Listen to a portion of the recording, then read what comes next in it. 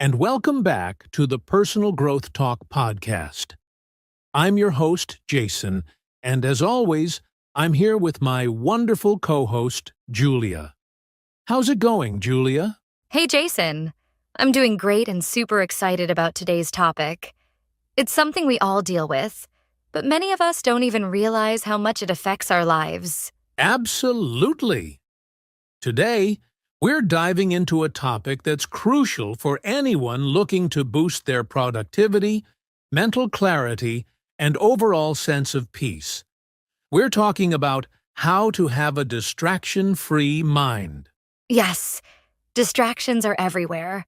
Your phone buzzing, constant emails, social media notifications, or even just your thoughts pulling you in different directions. It's no wonder so many of us struggle to stay focused. Exactly. But here's the thing. Having a distraction-free mind isn't about completely eliminating distractions. That's impossible. It's about managing them effectively and creating an environment where your mind can focus on what truly matters. Right. And that's why we're here today. To talk about why distractions happen, how they impact us, and most importantly, how we can overcome them with practical strategies. So, whether you're trying to stay focused at work, study without interruptions, or simply enjoy some peace of mind, this episode is for you. Grab your coffee, sit back, and All right, Julia, let's start by understanding why distractions happen in the first place. You know, distractions don't just come out of nowhere. They often have deeper psychological and environmental roots. That's so true, Jason. One of the main reasons is the way our brains are wired. We're naturally drawn to things that seem new or exciting because our brains are programmed to notice changes in our environment. It's a survival instinct from ancient times. Exactly. Back then, it made sense to be hyper-aware of new things. It could mean danger or an opportunity. But in today's world, this instinct works against us.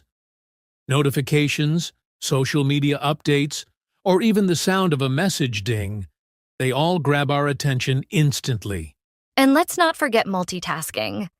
A lot of people think multitasking makes them more productive, but the truth is, it divides our focus and makes us less efficient. Our brains aren't built to handle multiple tasks at once effectively. That's a great point. Another big factor is our environment. Many of us work or study in spaces filled with distractions.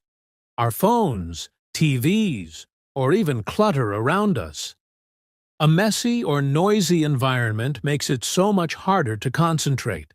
Absolutely. And I think a lot of distractions are self-inflicted too. Like when we procrastinate because we feel overwhelmed by a big task. Instead of tackling it, we end up scrolling through social media or doing something that feels easier. Right. Procrastination is a sneaky distraction. And there's also what I like to call digital overload. We're so connected to technology that we're constantly bombarded with information, emails, news, videos. It's no wonder our minds feel pulled in a million directions. And let's not forget internal distractions, our own thoughts and worries. Sometimes, even if the room is completely quiet, our minds start wandering to what we need to do later, or something that happened yesterday. It's fascinating, isn't it? Distractions can be external, like notifications, or internal, like our thoughts. Understanding these triggers is the first step to managing them. Exactly. When you know why you're getting distracted, it's so much easier to address the root cause. And that's what we'll focus on next. The impact distractions have and how to deal with them. Now that we know why distractions happen, let's talk about the impact they have on our lives. Julia, would you agree that distractions don't just waste our time? They affect us on a much deeper level? Oh, absolutely, Jason. The first and most obvious impact is on productivity. Every time we get distracted, it takes time to refocus. In fact, studies show it can take up to 23 minutes to fully regain focus after an interruption. That adds up to hours of wasted time every day. Wow, 23 minutes. That's shocking, but makes so much sense. And it's not just about time, right? Distractions also affect the quality of our work. When you're constantly switching between tasks or dealing with interruptions, it's hard to give your best effort. Exactly. Another major impact is on mental health. Constant distractions can lead to stress, anxiety, and even burnout. Think about it. When you have too many things pulling at your attention, it feels overwhelming. Yes, it's that feeling of being mentally exhausted, even if you haven't accomplished much. And there's more.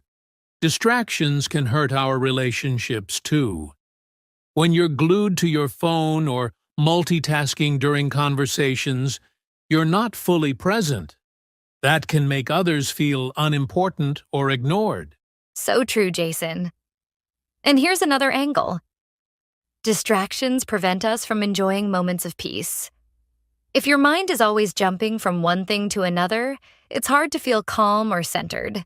That's a great point. And I'd add that distractions often pull us away from our long-term goals. Instead of focusing on what truly matters, we get caught up in the little things. It's like we're busy, but not productive. Yes. And the scary part is, this can become a habit. The more distracted you are, the harder it gets to concentrate over time. It's like training your brain to be unfocused. Exactly. That's why it's so important to address distractions, not just for the sake of getting more done, but for our overall well-being and personal growth. And the good news is, there are practical strategies to deal with distractions and take back control of your mind. Should we dive into those next? Absolutely. Let's talk about some actionable tips to achieve a distraction-free mind. All right, now it's time to get into the part everyone's been waiting for. How to achieve a distraction-free mind. Julia, let's share some practical tips that our listeners can start using today. Absolutely, Jason. Let's start with one of the most effective methods: time blocking. It's a simple strategy where you schedule specific times for tasks. For example, you dedicate 1 hour to deep work without interruptions. During that time, no emails, no social media, just focus. That's a great one. And to make time blocking even more effective, you can combine it with the Pomodoro technique. Work for 25 minutes, take a 5-minute break, and repeat. It helps maintain focus and prevents burnout. Yes.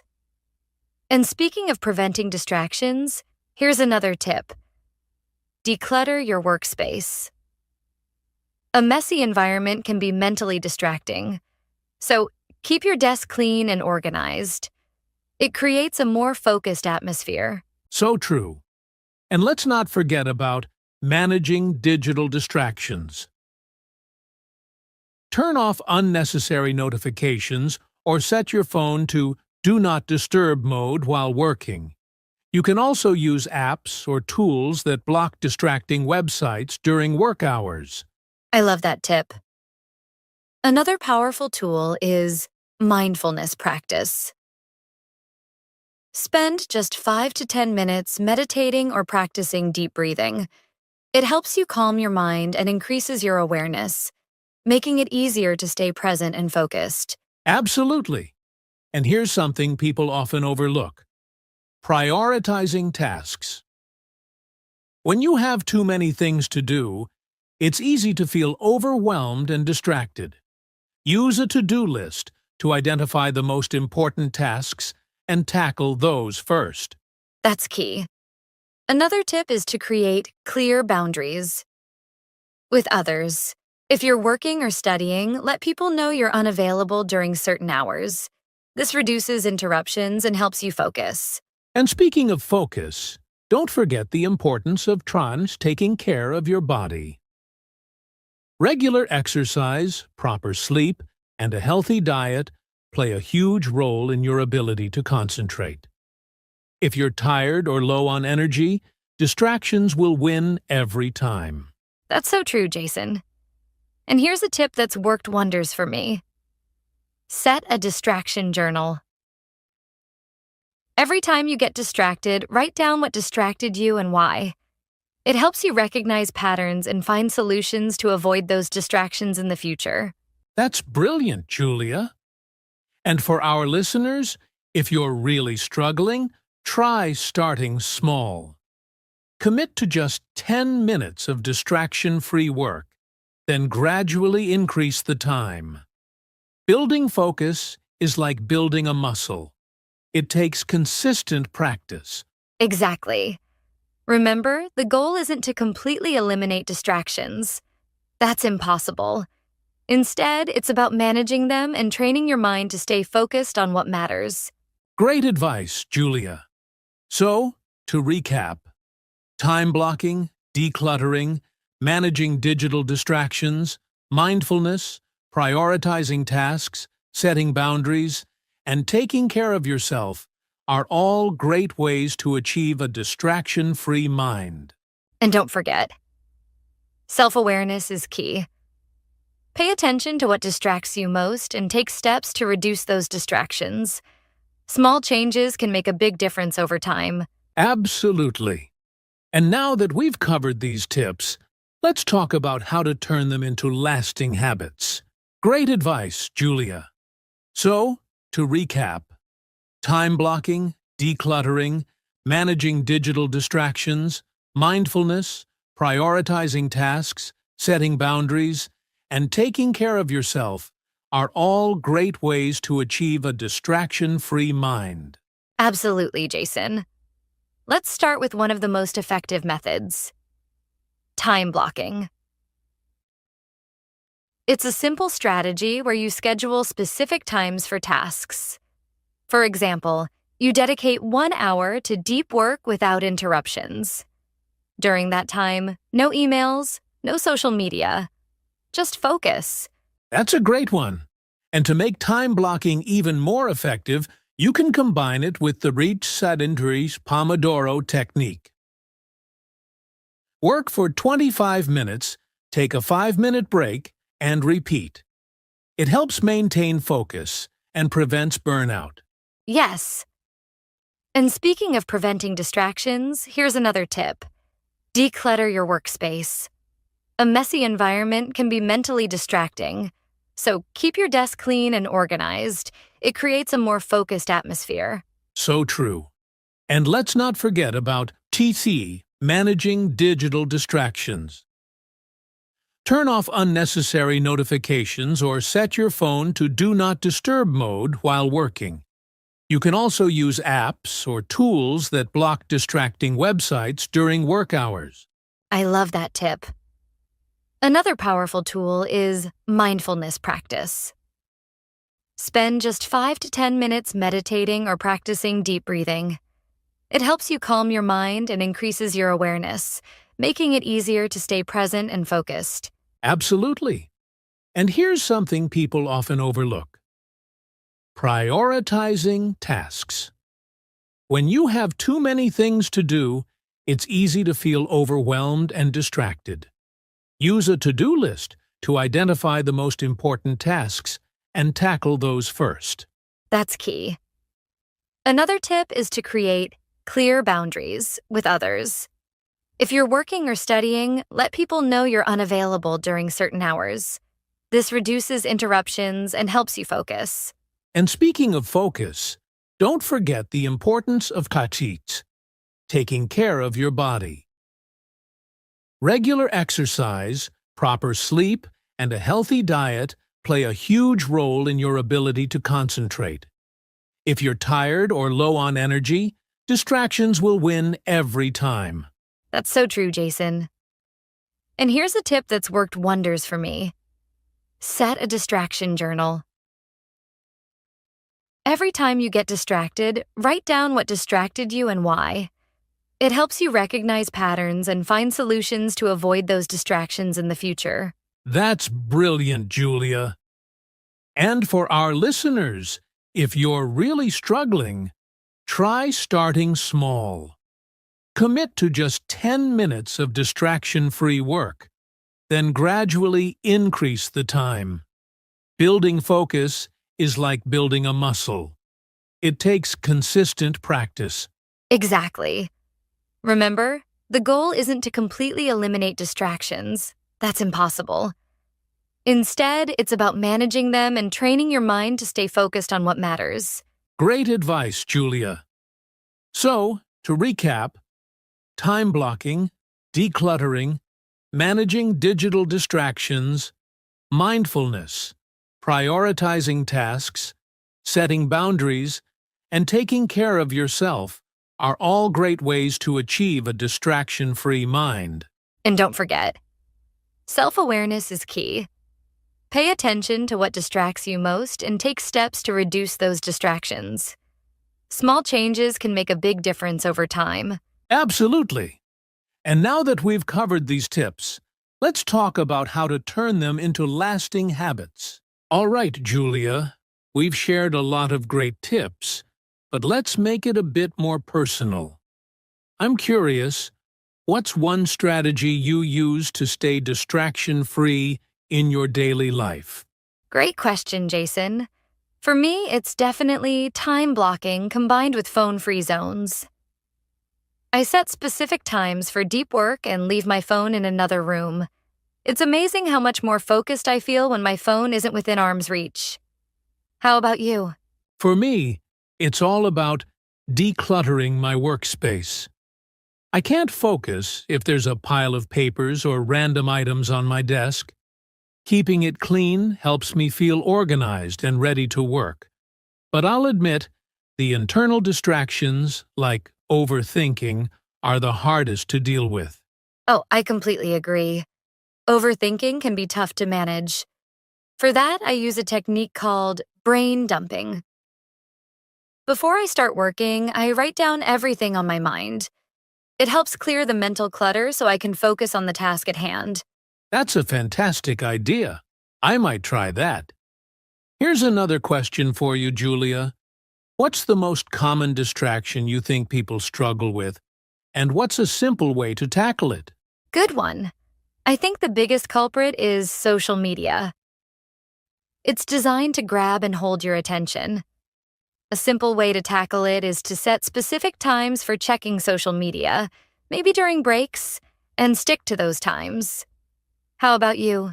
I'd say multitasking is a major issue.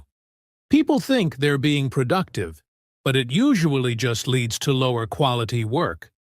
My advice? Focus on one task at a time and give it your full attention. It's more efficient and less stressful. That's spot on. And I'd add that being kind to yourself is also important. It's okay to get distracted sometimes. It happens to everyone. The key is to notice it and gently bring your focus back to what matters. I love that, Julia. Staying focused is a skill, and like any skill, it takes practice and patience. Absolutely. So for our listeners, take it one step at a time. Try one or two of these strategies and see what works best for you. Great advice. Let's wrap things up by summarizing everything we've covered so far. Wow, Julia, what an insightful conversation. We've covered a lot today, from understanding why distractions happen, to exploring their negative impacts, and finally, diving into practical tips to achieve a distraction-free mind. Absolutely, Jason. And remember, everyone, achieving focus isn't about being perfect. It's about making small, consistent changes that help you stay on track. Wow, Julia, what an insightful conversation. We've covered a lot today, from understanding why distractions happen, to exploring their negative impacts, and finally, diving into practical tips to achieve a distraction-free mind. And we'd love to hear from you. Share your experiences in the comments below. What distractions do you struggle with the most, and which strategies have worked for you? Let's create a community where we can learn and grow together. That's right. So, to all our listeners, here's a challenge. Try one tip from today's discussion, whether it's time blocking, decluttering, or managing digital distractions, and stick with it for a week. Notice the difference it makes in your focus and productivity. And don't forget to hit the notification bell so you never miss an episode of the Personal Growth Talks podcast. Thanks for spending time with us today. We hope you feel inspired to take control of your focus and achieve more. If you found this episode helpful, don't forget to like, share, and subscribe to our channel. Your support helps us create more content to inspire personal growth and success. Take care, everyone, and we'll see you in the next episode. Until next time, stay focused, stay motivated, and remember, you have the power to shape your mind and your life. Hello, everyone. Welcome back to another episode of the Personal Growth Talks podcast. I'm your host, Jason, and as always, I'm joined by my amazing co-host, Julia. Julia, how are you today? Hi, Jason. I'm doing great, and I'm so excited to be here. It's the last stretch of the year, and I think it's the perfect time to start planning for 2025. How about you? Are you feeling ready for the new year? Absolutely, Julia. You know, the start of a new year always brings that sense of fresh opportunities and possibilities. And today, we're diving into a topic that's not only timely, but also incredibly important. How to achieve your goals in 2025. That's right. We've all set goals before, and let's be honest, sticking to them isn't always easy. But this year, we're going to help our listeners set themselves up for success with practical strategies and actionable steps. Exactly. Whether you're looking to improve your career, health, relationships, or personal growth, this episode is for you. So, grab a notebook, because we're about to break down how you can make 2025 your most successful year yet. Let's get started. So, let's start with the big question. Why do goals matter? I mean, Julia, it's easy to say, I want to achieve something, but why is it so important to actually set goals? Great question, Jason. Goals give us direction and purpose. Imagine driving a car without knowing where you're going. It's the same with life. Without clear goals, we might just drift around, never really achieving what we're capable of. Exactly. Goals act like a roadmap. They help us focus our energy and resources on what really matters instead of spreading ourselves too thin. And let's face it, life is full of distractions, right? Oh, absolutely. And it's not just about achieving big things. Goals, even small ones, give us a sense of accomplishment. That feeling of checking something off your list, it's so motivating. Totally agree. And there's actual science behind it.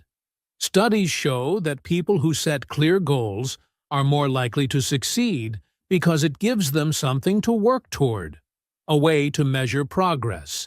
And it's not just about success either. Setting and achieving goals boosts your confidence. You start believing in yourself more, and that belief is what keeps you moving forward. Right. But here's the thing. While goals are important, most people struggle to achieve them. Julia, why do you think that happens? Honestly, I think it's because people either set unrealistic goals or don't have a clear plan. It's like saying, I want to be healthier, but not defining what that actually means or how to get there. Exactly. That's why today we'll not only talk about setting goals, but also how to make them achievable and sustainable. Let's dive into some common challenges people face when trying to achieve their goals. Sounds good. Let's break it down. All right, let's talk about why so many people struggle to achieve their goals. Julia, I think we've all been there. Setting goals with the best intentions, only to fall off track a few weeks or even days later. What do you think are some of the biggest challenges people face? Oh, there are plenty. But one of the most common is procrastination. People set a goal, but instead of taking the first step right away, they put it off, thinking, I'll start tomorrow, or next week will be better. And before they know it, months have passed. Procrastination is such a big one, and I'd add lack of clarity to that list. A lot of people set vague goals like, I want to get fit, or I want to save money, but they don't define what that actually looks like or how to measure progress. Exactly.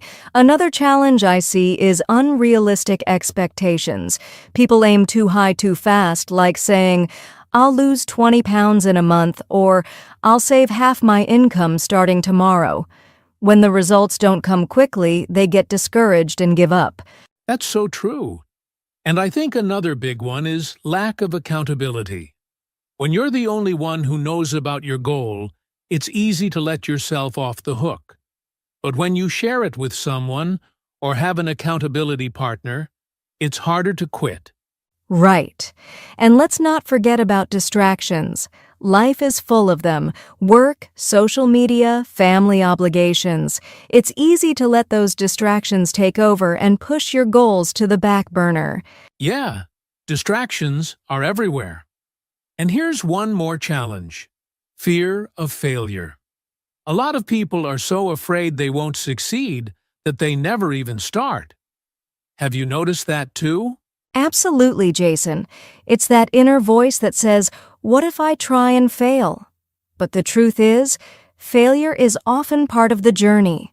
You can't learn and grow without it. Exactly. So, to sum up, procrastination, lack of clarity, unrealistic expectations, lack of accountability, distractions, and fear of failure are some of the biggest hurdles. The good news is, these challenges can all be overcome with the right strategies, which we'll dive into next. Let's do it. Time to talk about how to set yourself up for success. Now that we've covered why goals matter and the common challenges, let's focus on the solutions. Julia, one of the best strategies I've found is the SMART Goals framework. Have you heard of it? Of course, Jason. SMART stands for specific, measurable, achievable, relevant, and time-bound. It's a fantastic way to make your goals clearer and more actionable. Exactly. Let's break it down for our listeners. The first step is to make your goal specific. Instead of saying, I want to get healthy, say something like, I want to lose 10 pounds by eating healthy and exercising regularly. That way, you know exactly what you're working toward. Right. And the next step is measurable. You need a way to track your progress. For example, if your goal is to read more, you could say, I'll read 1 book a month. That's measurable. You can easily see whether you're hitting the target. Exactly. Then there's achievable. This is where a lot of people trip up. It's great to aim high, but your goal has to be realistic given your time and resources. For instance, running a marathon might be achievable in 6 months, but probably not next week. Such a good point. The next step is relevant. Your goal should align with your values and long-term objectives. If you're passionate about improving your career, setting a goal to learn a new skill makes more sense than, say, learning to play the guitar, unless that's part of your bigger plan. And finally, time-bound. Deadlines create urgency. Instead of saying, I'll save money, set a goal like, I'll save $500 by the end of March. Having a clear timeline keeps you motivated and focused. That's the SMART framework in action. But setting SMART goals is just the beginning.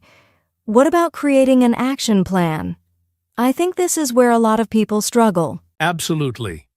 Once you have a SMART goal, break it down into smaller, actionable steps. Let's say your goal is to save $500 in 3 months. You can break it into saving around $167 each month, or roughly $40 a week. Smaller steps feel less overwhelming. Exactly. And don't forget to prioritize. Not all steps are equally important. Focus on the ones that will have the biggest impact first. If your goal is to learn a new skill, maybe start with enrolling in a course before buying all the tools. Another key tip is consistency. Small, consistent efforts add up over time. For example, if you're trying to exercise regularly, it's better to work out for 20 minutes daily than to go all in for 1 week and then quit. And celebrate your wins, no matter how small. Rewarding yourself for hitting milestones keeps you motivated. If your goal is to write a book, celebrate after completing each chapter. Great point, Julia. And one more thing. Stay flexible. Life happens, and sometimes you need to adjust your goals or your timeline. That's okay. The important thing is to keep moving forward. Absolutely. So, to recap, set SMART goals, create an action plan, stay consistent, prioritize, celebrate your wins, and remain flexible. These steps can make a huge difference. Exactly. Now, let's move on to some tools and resources that can help you stay on track. Sounds good. Let's dive into that. All right. We've talked about setting goals and creating action plans. Now let's discuss some tools and resources that can help you stay on track. Julia, what's your go-to tool for managing your goals? I'm a huge fan of using a planner, whether it's digital or physical. Writing down your goals and breaking them into daily or weekly tasks makes them feel more achievable. What about you, Jason? I love using apps. For example, apps like Trello or Asana are great for organizing tasks and setting deadlines.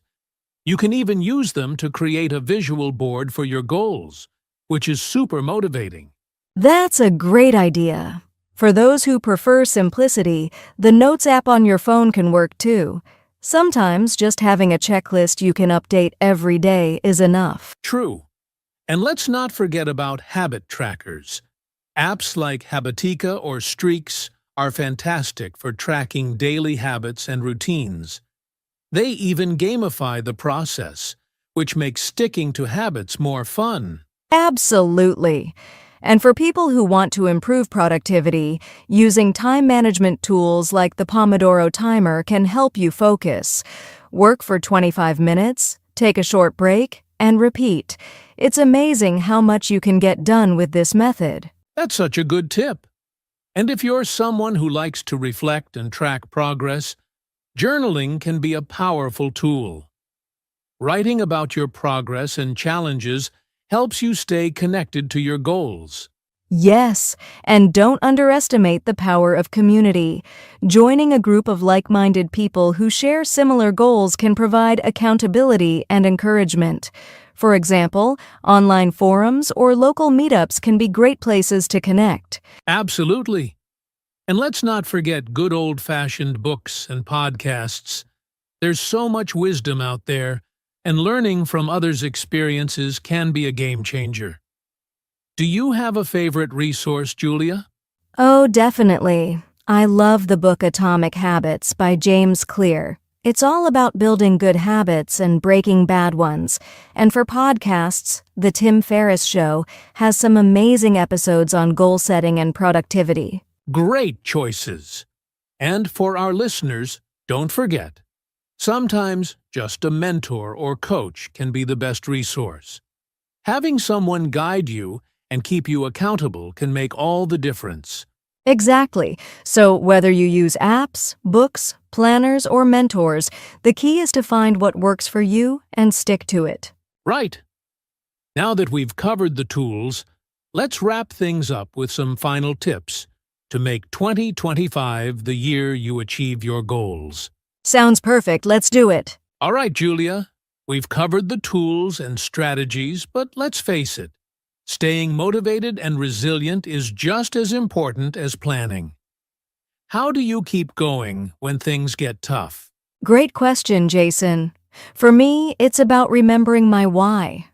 Why did I set this goal in the first place? If your goal has a deeper meaning or purpose, it's easier to push through challenges. That's such a good point. Having a strong why acts like a compass when you feel lost. I also find that breaking big goals into smaller wins helps maintain momentum. Each small success gives you a little boost to keep going. Exactly. And let's not underestimate the power of positive self-talk. Instead of saying, "This is too hard," try saying, "I can figure this out." It shifts your mindset from defeat to determination. Absolutely. And another tip is to expect setbacks. Goals aren't achieved in a straight line. There will be ups and downs, but resilience is about adapting, learning, and continuing to move forward despite those setbacks. That's so true. I also think surrounding yourself with supportive people can make a huge difference. When you're feeling low, having friends, family, or a mentor to encourage you can reignite your motivation. Yes, the people around you can have such a big impact. And let's not forget celebrating progress. Even if you're not at the finish line yet, acknowledging how far you've come can give you the energy to keep going. Absolutely. One more thing I'd add is self-care. When you're working toward a goal, it's easy to burn out. Taking care of your physical and mental health, getting enough sleep, eating well, and taking breaks keeps you strong for the long haul. Such an important point. So, to sum up, stay connected to your why. Break goals into small wins. Use positive self-talk. Expect setbacks. Lean on your support system. Celebrate progress. And practice self-care. These habits build the motivation and resilience you need. Exactly. With these strategies, you can stay focused and push through even the toughest moments. Now, let's wrap things up with some closing thoughts for our listeners. Let's do it! Well, we've covered a lot today. Why goals matter, the challenges you might face, practical steps to achieve them, tools to help you stay on track, and how to stay motivated and resilient. Now it's your turn to take action. That's right. Think about one goal you want to achieve in 2025. Write it down, make it smart, and start breaking it into smaller, actionable steps. Remember, the journey to success begins with a single step. And don't just stop there. Share your goal with someone you trust, maybe a friend, family member, or even us. You can leave a comment below and let us know what you're working on. We'd love to cheer you on. Yes, we'd love to hear from you. And if you found this episode helpful, don't forget to like, share, and subscribe to our channel. It helps us reach more people like you who are on a journey to grow and achieve their dreams. Absolutely. Let's make 2025 the year you crush your goals. Thanks for tuning in today, and we'll see you in the next episode. Bye for now, and remember, you've got this. Julia, this has been such a valuable conversation. I feel inspired, and I hope our listeners do too. Me too, Jason. Setting and achieving goals isn't always easy, but with the right mindset, tools, and support, anything is possible. 2025 is just around the corner, and it's the perfect time to start fresh. Absolutely. Remember, the most important step is the first one. Start small, stay consistent, and don't be afraid to dream big. And don't forget to celebrate the little wins along the way. Progress is progress, no matter how small. Thanks so much for joining us today, everyone. If you enjoyed this episode, don't forget to subscribe to the Personal Growth Talks podcast for more tips and inspiration. And feel free to share this episode with a friend who could use a little extra motivation. Let's achieve our goals together in 2025. We'll see you next time. Until then, keep growing, keep striving, and make it a great year ahead. Hello, and welcome back to the English Learning Podcast. I'm your host, Jason, and today we have a really exciting topic, how to be confident. And of course, I'm joined by my amazing co-host, Julia. Hi, Julia. Hey, Jason. Hi, everyone. I'm so happy to be here. Confidence is such an important topic, especially when you're learning a new language like English. Absolutely. Whether you're speaking in class, meeting new people, or just trying to practice English, confidence can really make a big difference. And the good news is, confidence is something you can learn and grow, just like a skill. That's right. And in this episode, we're going to talk about what confidence really means, why it matters, and how you can build it, step by step. Even if you feel shy or nervous now, don't worry. We're here to help. We'll also share easy daily habits, do a little role play to show what confidence sounds like, and even give you a fun speaking challenge at the end. So grab your notebook or just relax and listen. This episode is for you. And remember, making mistakes is okay. That's part of learning. Confidence doesn't mean being perfect, it means trying anyway. Exactly. So stay with us and let's begin this journey together. Ready, Julia? I'm ready. Let's dive into the first part. What is confidence really? All right, Julia. Let's start from the beginning. What is confidence really? A lot of people talk about it, but what does it actually mean? Good question, Jason. Confidence is simply believing in yourself. It means you trust your abilities and you're not afraid to try, even if you might make a mistake. Exactly. It's not about thinking you're perfect. It's about saying, I can do this. I will try. Confidence is more like a feeling that says, I believe in me. And here's something important. Confidence is not something you are born with. It's something you build, step by step, day by day. Right. Some people think, oh, I'm just not a confident person. But actually, confidence is like a muscle. If you practice it, it gets stronger. That's a great example. And you can be confident in different areas. For example, you might feel confident when you cook, but not when you speak English. That's normal. Yes, I know many learners who are confident at their jobs, but they feel nervous speaking English. That doesn't mean they're not confident. It just means they need to build confidence in this new area. Exactly. And guess what? Just listening to this podcast is a confident step. It shows you're ready to grow, so give yourself credit for that. Yes, give yourself a high five if you're listening right now. You're doing great. So to summarize, confidence is believing in yourself, trying even when it's hard, and knowing that mistakes are part of learning. That's a beautiful definition, Julia. And in the next part, we're going to talk about why confidence is so important. Not just in life, but also in learning. So now that we know what confidence really is, let's talk about why it's so important. Julia, why do you think confidence matters in everyday life? Well, confidence helps us take action. When you believe in yourself, you're more likely to try new things, meet new people, and follow your dreams. Without confidence, people often hold back, even when they have great ideas or talents. So true. I've seen people with amazing skills, but they stay quiet because they're afraid to speak up.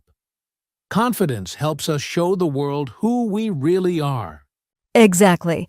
And when it comes to learning English, confidence is super important. Many learners know the words, know the grammar, but they're afraid to speak. Yes, I've heard so many students say, I understand English, but I can't speak. And the main reason isn't their vocabulary, it's their lack of confidence. That's why we say confidence is more powerful than grammar. You don't need perfect English to speak. You just need the courage to try. Right. Mistakes are okay. Every native speaker made mistakes when they were children. And even adults make mistakes sometimes. The key is to keep going. And you know what else? When you speak with confidence, even if you make a small mistake, people listen to you more. Confidence makes your message stronger. I love that. Confidence doesn't mean you speak perfectly. It means you believe in your right to speak. And that belief makes you powerful. So, if you're learning English and you want to speak better, don't just study grammar. Practice speaking with confidence, even to yourself in the mirror. That's a great tip. We'll share more like that later in the podcast. But for now, just remember this. Confidence helps you in life and in language learning. It's the bridge between knowing and doing. Beautifully said. And now let's move to the next part. Some myths about confidence. Things people think are true but are not. Yes! Let's break those myths and set the record straight. Okay, now let's talk about something really interesting. Common myths about confidence. Julia, have you ever heard people say, you either have confidence or you don't? Oh yes, Jason. That's myth number 1. So many people believe that confidence is something you're born with, but that's not true at all. Exactly. Confidence is something you can build, like a skill. Nobody is born confident in everything. Even famous speakers or actors were nervous at the beginning. That's right. So if you think I'm just a shy person, I can't change, don't believe it. You can grow. Confidence is not a fixed personality trait. Okay, myth number 2. Confident people never feel nervous. Totally false. Even confident people feel nervous. They just don't let fear stop them. Yes, being confident doesn't mean you never feel scared. It means you choose to take action anyway, even when you feel nervous. Love that. Now, here's myth number 3. If I make mistakes, people will laugh at me. Nope. In reality, most people respect you more when they see you're trying to speak, even if it's not perfect. Exactly. And honestly, people usually don't even notice small mistakes. They're listening to your message, not your grammar. Here's another one. Confidence means being loud and outgoing. What do you think, Julia? Not true at all. Confidence is not about being loud. It's about being comfortable with yourself. You can be quiet and confident. You can speak softly and still have strong confidence. That's such an important point. So let's review some of the biggest myths. Confidence is not something you're born with. Confident people still feel nervous. Making mistakes is okay. You don't have to be loud to be confident. Exactly. Once you stop believing these myths, you'll see that anyone can be confident. Even you, dear listener. All right, in the next part, we're going to share how you can build confidence, step by step. Yes, this is the part where you learn what to do to become more confident every day. Let's get into it. Welcome back. Now that we know what confidence is and what it's not, let's talk about how to build it, step by step. Yes, confidence is like a house. You build it one brick at a time. So, let's break it down. Step 1. Start small. Don't try to do something huge on the first day. Begin with small actions. For example, say hello to someone in English or answer one question in class. Yes, that small action gives you a little success. And success gives you energy to try again. Now, step 2. Practice every day. Confidence grows with repetition. The more you speak, the more comfortable you become. Exactly. Even talking to yourself in the mirror counts. You can say, "Good morning, how are you today?" or describe what you're wearing. That's a great way to warm up your brain. Step 3. Celebrate small wins. If you said one sentence today, that's a win. If you learned one new word and used it, celebrate it. Yes, confidence doesn't come from waiting. It comes from noticing your progress. Every small step matters. Step 4. Change your self-talk. Don't say, "I'm bad at English." Say, "I'm learning and getting better." Your brain listens to your words, so speak to yourself kindly. That's so true. If you keep saying, "I can't," your brain believes it. But if you say, "I'm improving," you give yourself power. Here's a good one. Step 5. Learn from mistakes. Don't fear them. Mistakes are not bad. They're teachers. If you say something wrong, now you know how to say it better next time. Yes, the more mistakes you make, the faster you grow. Every confident speaker has made a lot of mistakes. All right, last one. Step 6. Surround yourself with positivity. Spend time with people who support your growth. Listen to podcasts like this one, join friendly language groups, and avoid people who make you feel small. Yes, confidence grows in a safe space. Be around people who encourage you, not criticize you. Let's review the steps. Start small. Practice daily. Celebrate small wins. Use positive self-talk. Learn from mistakes. Stay around positive people. Beautiful list, Jason. And remember, building confidence takes time, so be patient with yourself. Exactly. You don't need to be confident all at once. Just take the next step. And speaking of steps, in the next part, we'll do a fun role play, so you can hear the difference between confident and unconfident English speaking. Ooh, I'm excited for that. Let's do it. All right, listeners, now it's time for something fun and really useful. We're going to do a short role play to show you the difference between an unconfident speaker and a confident speaker, even using simple English. Yes, and remember, this is just to help you hear the difference. You don't need to be perfect. Just listen, learn, and try to speak with a little more confidence every day. All right, let's do the unconfident version first. Scene. A simple conversation between two people meeting for the first time at an English class. Hello, my name is Julia. I study English, little bit. Oh, hi. I'm Jason. I don't speak good English, sorry. Me too. English hard, I not good. Yeah, me scared speaking. Okay, stop there. That was the unconfident version.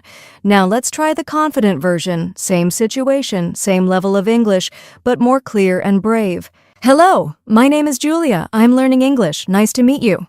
Hi, Julia. I'm Jason. Nice to meet you, too. I also study English. That's great. I speak a little, but I want to speak more. Same here. Let's practice together. See the difference? It's not about big words. It's about energy, eye contact, even if it's just in your voice, and a willingness to try. Yes, the first version was full of fear. The second version was friendly, open, and confident, even with simple sentences. So, dear listener, which one sounded better to you? Probably the second one, right? And remember, you can do it too. Start by practicing a simple, confident sentence today.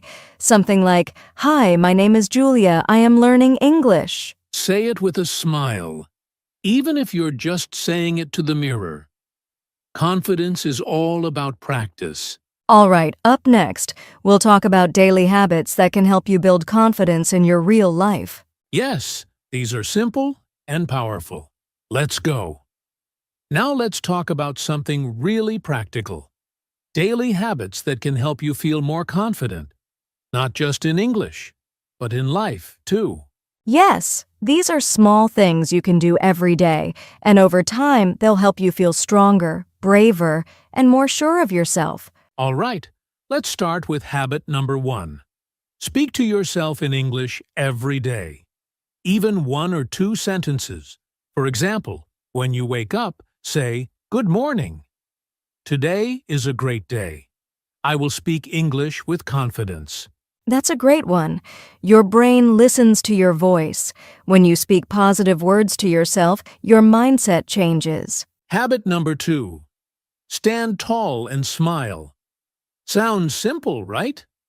But body language affects your feelings. When you sit or stand with confidence, you feel more confident too. It's true. Try this right now. Sit up straight, lift your head, and smile. Doesn't that feel better? It really does. Okay. Habit number 3. Do one small brave thing each day. Say hello to someone. Join a conversation. Raise your hand in class.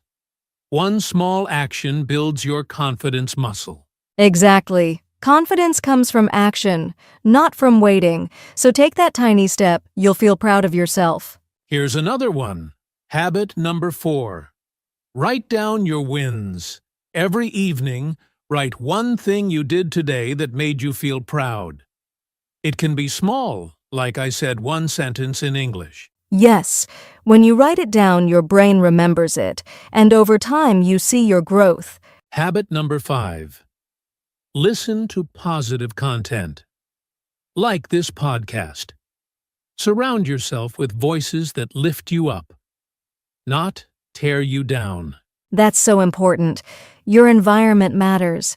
Choose music, videos, books, and people that help you feel strong. So let's review the habits. Speak to yourself in English. Stand tall and smile. Do one small brave thing. Write down your wins. Listen to positive content. And if you do even one of these every day, your confidence will grow step by step. All right.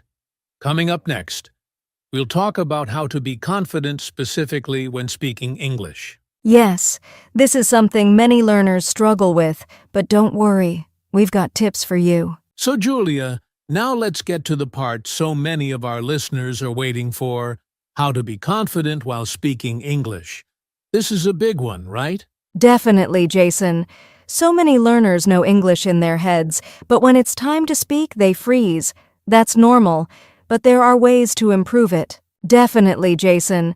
So many learners know English in their heads, but when it's time to speak, they freeze. That's normal, but there are ways to improve it. Exactly. People care more about understanding your message than your accent or grammar. Speak clearly and slowly. That's enough. Tip number 2. Practice speaking out loud, even when you're alone. Talk to yourself while cooking, walking, or getting ready. Say things like, "I'm washing the dishes," or "Now I'm going to the market." That's such a powerful trick. The more you hear your voice in English, the more comfortable you become. Tip number 3. Use simple words with confidence. Don't wait to learn big words. Simple sentences like, "I like coffee," or "Today is sunny" are real English. Use them with pride. Yes, don't be shy about being basic. Native speakers also use simple English every day. Tip number 4. Practice with a partner.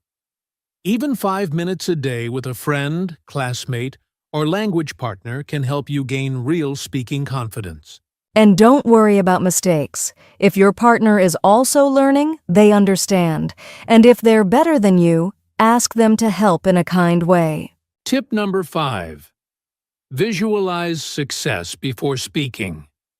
Close your eyes and imagine yourself speaking clearly and confidently. Your brain will start to believe it's possible. Yes, that's called mental practice, and it really works. Athletes do it, speakers do it, language learners can do it too. So here's a quick review. Don't aim for perfection. Speak out loud daily. Use simple words proudly. Practice with a partner. Visualize your success. You don't need to wait until you're perfect. Speak now. Make mistakes. Learn as you go. That's how confidence grows. Coming up next, we'll share some real-life motivational stories to show you how others have built confidence and succeeded. Yes, these stories will inspire you. Let's go. Now, it's time for some real inspiration. Motivational stories about confidence. Julia, do you have a story to share? Yes, Jason. I remember when I first started learning English, I was so shy to speak. One day, I had to order coffee at a cafe in English. I was nervous and almost didn't try. Oh, I know that feeling. But I took a deep breath, smiled, and said, "Can I have a coffee, please?" The barista smiled back and said, "Of course." That small moment made me feel like I could speak English for real. That's awesome, Julia. A simple action, but huge for confidence. Exactly. That one sentence gave me the courage to speak more and more every day. Here's another story from my friend Amir. He moved to a new country and didn't speak English well. At first, he was too afraid to. He joined a local language club. The first week was hard. He made many mistakes. But the people were kind, and he kept trying. And what happened next? After a few months, Amir was speaking English confidently. He even gave a speech at the club. It showed that confidence comes from practice and courage, not from being perfect. These stories teach us that confidence starts with small steps. Every brave moment adds up. So listeners, remember, every confident speaker once felt nervous. Every success starts with trying. If you ever feel scared, think about Julia's coffee order or Amir's first speech. They kept going, and so can you. Absolutely. And next, we'll give you some final tips and words of encouragement to keep building your confidence every day. Yes, let's finish strong. Well, Julia, we've talked a lot today about confidence. What it is, why it matters, how to build it, and even some inspiring stories. Yes, Jason. And to all our listeners, remember, confidence is a journey. It's okay to feel nervous or make mistakes. What matters most is that you keep trying. Here are 3 quick final tips. Be kind to yourself. Speak with patience and love. Practice a little every day, even if it's just one sentence. Celebrate every success, no matter how small. That's right. You are already on the path to confidence by listening right now. Keep going. You're doing amazing. Thanks for joining us today. If you enjoyed this episode, don't forget to like, subscribe, and share it with your friends. And next time, we'll have more fun lessons to help you learn English and grow your confidence. See you soon, everyone. Stay confident and keep speaking.